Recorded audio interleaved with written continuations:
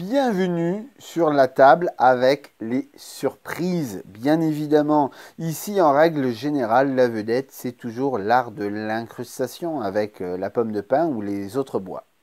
Pour ici, c'est plutôt la restauration, et pour cause. On m'a demandé de vider l'atelier de Monsieur Massot à Torrent, près de Sahor et au pied du Canigou, dira-t-on, dans la vallée de la Rocha. Dans cet atelier, bien évidemment, il y avait un amoureux du patrimoine qui a fait beaucoup pour la chapelle et qui a fait aussi beaucoup pour d'autres choses. Alors, bien évidemment, beaucoup diront qu'il a fait énormément, d'autres diront que ce n'est pas forcément le cas. Enfin, quoi qu'il arrive, quoi qu'il en devienne, ces pièces ont été sauvées, car si ce n'était pas moi qui le récupérais, c'était quoi qu'il arrive la déchetterie qui l'aurait vidé. Ces pièces en bois avaient la particularité d'être un petit peu cachées dans son atelier. Il faut dire que son atelier, il fallait aussi quand même y rentrer, hein. C'était quand même quelque chose d'assez rempli, on dira.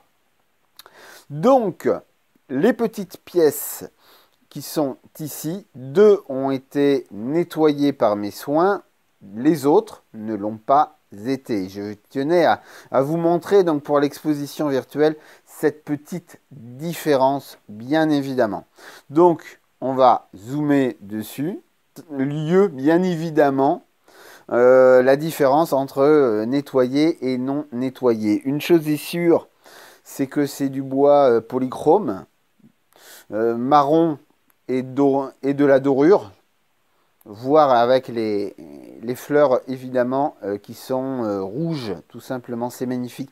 Et je peux dire vraiment quand on voit les détails de cela, et moi qui l'ai nettoyé, j'ai pu évidemment le voir en gros plan, on voit vraiment que c'était fait, c'est vraiment très ancien. Donc voilà, on peut véritablement vous montrer ces pièces. Ils seront donc toutes restaurées. Alors dans la catégorie restauration, pour moi évidemment en tant que passionné, je ne retouche que très peu.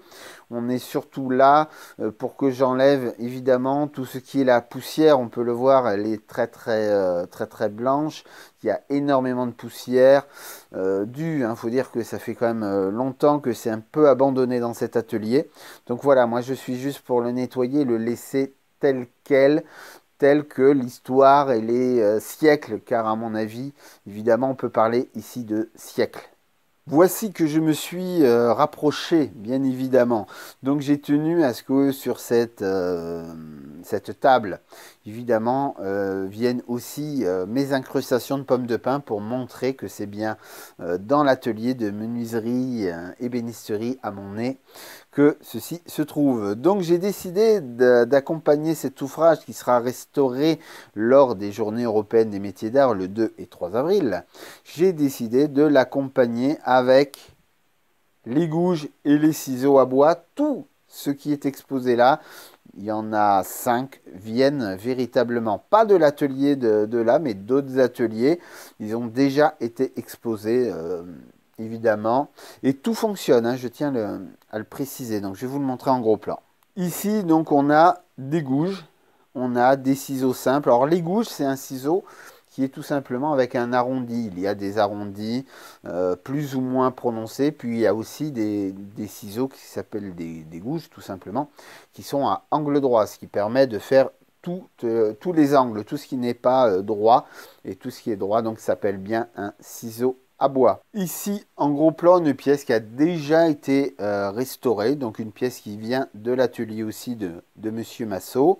Donc aussi en polychromé tout simplement dorure avec donc les fleurs, la grappe de vigne, bien évidemment, pièce, petit morceau évidemment d'ouvrage dont je ne sais évidemment pas d'où il sort. Donc je me tourne. Et on peut voir avec donc les bois qui ont été nettoyés un vieux compas. C'est un vieux compas qui était dans l'atelier de tonnellerie menuiserie à mon nez que j'ai décidé pour agrémenter cette présentation. Un outil évidemment en fer pour montrer que entre le fer et le bois, bien évidemment, le lien est toujours le plus grand possible.